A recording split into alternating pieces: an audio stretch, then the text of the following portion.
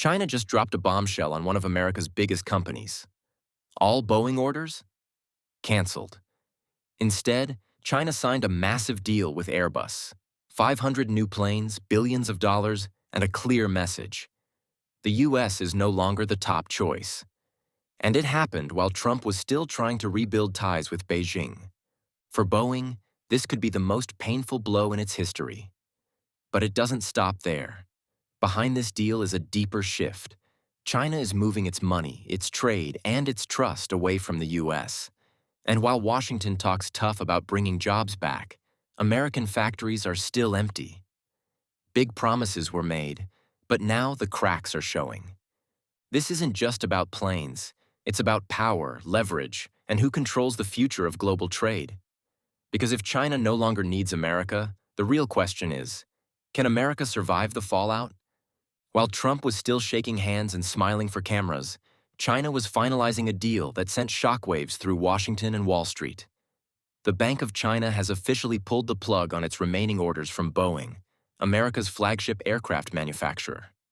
And instead of going quiet, Beijing made a public pivot.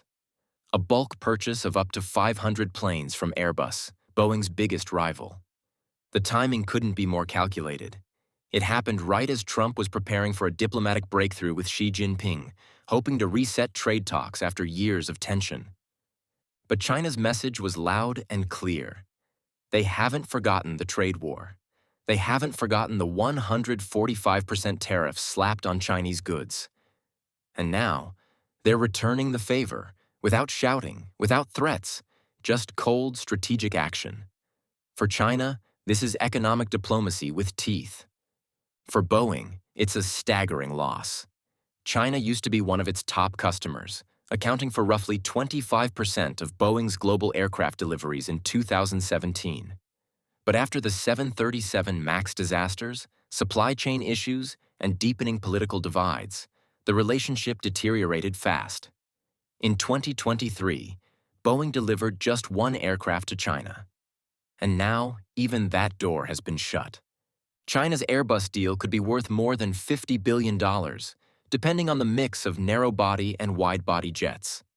That's not just revenue Boeing won't see. It's work that won't reach American factories, mechanics, or suppliers. It's jobs that may never come back. And while Boeing struggles to hold on, Airbus is soaring. Shares jumped nearly 6% after news broke, as investors read this deal not just as a business win, but a political realignment. The consequences won't stop at airplanes. Other American giants are watching and worrying they could be next. Boeing's collapse in China didn't happen overnight, but now it's accelerating. Just a few years ago, China accounted for 1 in every 4 Boeing deliveries worldwide. The company had deep ties with Chinese airlines, close government relations, and a major foothold in one of the world's fastest-growing aviation markets. But that dominance is gone. By 2023, Boeing delivered just 1 aircraft to China. Not 1%. 1 plane. It was a dramatic fall from over 190 deliveries in 2017. Political tensions, safety concerns after the 737 MAX crashes, and trade war fallout all played a role. But now, with this new cancellation and Airbus securing the future fleet, Boeing's position looks almost unrecoverable. Today, more than 1,100 Airbus planes are actively flying in China, and the company has a backlog of over 500 new jets on order. Boeing? Just around 160. That's not a competition. It's a rout. And it's not just about numbers on paper. Each lost order means fewer jobs in U.S. factories, slower production lines, and shrinking supplier contracts across dozens of states. The stakes are massive. China's aviation market is expected to buy over 8,000 new planes by 2040, worth more than $1 trillion. If Boeing is locked out, that money won't go to Seattle, Wichita, or Charleston. It'll go to Toulouse and boost European industry for decades. Investors are already responding. Airbus stock rose sharply after the news broke, while Boeing barely moved, signaling a lack of confidence in a comeback. This isn't just a corporate setback. It's a shift in global industrial power. And as China builds closer ties with Europe, American companies are waking up to the risk that Boeing's loss may just be the beginning. Boeing isn't just an airplane company. It's the backbone of entire towns and cities across America. Over 140,000 workers are employed directly, with hundreds of thousands more in supply chains, airports, and maintenance hubs that depend on Boeing's business. When orders dry up, it's not just executives who feel it. It's welders in Kansas, machinists in South Carolina, and technicians in Washington state who suddenly find themselves facing fewer shifts, smaller paychecks, or no job at all. And now, with China freezing orders and redirecting its business to Airbus, the ripple effects are building. Boeing's production lines are already slowing. Suppliers are trimming staff. Smaller companies that make landing gear, avionics, and cabin parts are losing contracts. A single canceled order can affect dozens of businesses across multiple states. The bigger fear? This may just be the first domino. If China is willing to punish Boeing, who's next?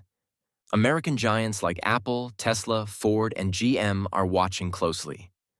All of them rely heavily on access to Chinese consumers and factories. If tensions rise further, Beijing could delay product approvals, raise local taxes, or quietly shift consumer demand away from American brands. And these companies can't easily pivot. China accounts for roughly 20% of Tesla's global revenue. For Apple, it's a crucial part of its iPhone supply chain. Walking away would mean massive losses, higher costs, and logistical nightmares. This is no longer just about trade. It's a contest over influence and resilience. The United States once held the upper hand through innovation and global networks. But now, China is flexing its leverage. And as Boeing reels from the blow, the rest of corporate America is beginning to realize the cost of miscalculating China's response may be far greater than expected. For years, American companies have promised to bring jobs back home. It's a message that plays well on the campaign trail. Flags waving, workers cheering, headlines praising a manufacturing revival. But once the cameras are off, the story changes. Most factories never came back. Many never left. Instead, corporations doubled down on overseas production, quietly expanding in places like China, India, Vietnam, and Mexico. Why? Because the math doesn't lie. The average manufacturing wage in the U.S. is over $5,900 per month, not including healthcare, insurance, and union benefits.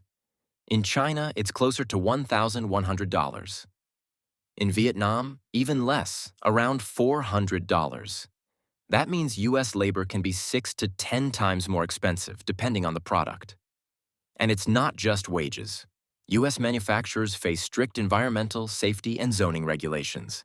Energy and land costs are higher. Permits can take months. In contrast, Chinese factories get subsidies for electricity, land, and raw materials. Some entire industrial parks are government-funded and ready to go. The logistics matter too. In China, supply chains are vertically integrated. Entire cities like Shenzhen are built to manufacture and ship tech products within days. In the U.S., component makers, assemblers, and logistics hubs are often scattered across states. Delays stack up, costs rise fast. Big brands know this. Apple's 2012 pledge to build Macs in the U.S. made headlines. But in reality, the effort was small and temporary. The iPhones, iPads, and MacBooks stayed overseas. Today, Apple is investing billions in India, not America. Ford and GM continue sourcing key parts from China. Nike and Levi's operate heavily in Bangladesh and Cambodia. These companies aren't lying. They're managing optics. The message of reshoring is good politics. But the reality is brutal economics. And as pressure builds from both Washington and Beijing, these same corporations may soon have to decide: stay where the profits are, or finally deliver on the promises they've been making for over a decade. While companies continue to talk about bringing jobs home, Washington has quietly made that promise easier to break. The American Competitiveness Act was supposed to be a turning point. When first introduced, it came with strong requirements. Companies would only receive government support if they built in the U.S. It was designed to reward real investment in American workers, not just empty headlines. But by the time the bill passed, those rules had been stripped out. Now corporations can qualify for tax breaks, subsidies, and incentives, even if they move operations abroad. A company can build a factory in Vietnam or Mexico and still receive millions from the American taxpayer. That's not just a loophole, it's a green light to keep offshoring. And the results are clear. Despite rising tariffs, generous government packages, and record-high corporate profits, reshoring is actually slowing down. According to the Reshoring Initiative, the number of new U.S. manufacturing jobs announced in early 2025 was down nearly 30% compared to the same period in 2023. These decisions aren't happening in secret. Lawmakers know the consequences. Yet many continue to support policies that make it easier, not harder, for corporations to send jobs overseas. The question practically asks itself, were they ever serious about rebuilding American industry? Or were the speeches and legislation always just for show? An illusion of action while the real money flowed offshore? The gap between what's promised and what's delivered is growing. And it's American workers who are left with the consequences. For decades, China's economy was tied closely to exports, especially to the United States. But that era is fading fast. In 2025, only 2 to 3% of total revenue for Chinese-listed companies comes from the U.S. That's no longer a lifeline, it's a footnote. China has spent years preparing for this shift. It expanded trade with Asia, Africa, Latin America, and the Middle East. It grew its tech sector, boosted state support for key industries, and built a powerful internal market. The result? China no longer needs to rely on American consumers to drive growth. The data tells the story. In April 2025, China exports to U.S. dropped 21% year over year, and Chinese exports to the U.S. are projected to fall by up to 77% by the end of the year. That's not a slowdown. That's a collapse. But China isn't panicking. It's shifting to domestic consumption. Over 65% of China's GDP now comes from internal demand, driven by a growing middle class, rising incomes, and government incentives. Chinese companies are selling more at home and expanding across the global south, where demand is strong and political risks are lower. Meanwhile, the U.S. is discovering what happens when its biggest rival no longer plays by the old rules. Tariffs don't bite when your opponent has already moved on. Trade threats ring hollow when your leverage is gone. And now, as American exporters face shrinking orders and rising uncertainty, a new reality is setting in. China has decoupled. The question is, can America survive without being needed? China no longer depends on American buyers. But U.S. companies, from tech to agriculture, still rely on access to China's markets. That imbalance is growing, and so is the risk. As China builds its future without the U.S., the cracks in America's economic foundation are starting to show. What happens when your biggest rival stops needing you, but you still need them? That's the question now facing Washington, Wall Street, and every American worker caught in the middle.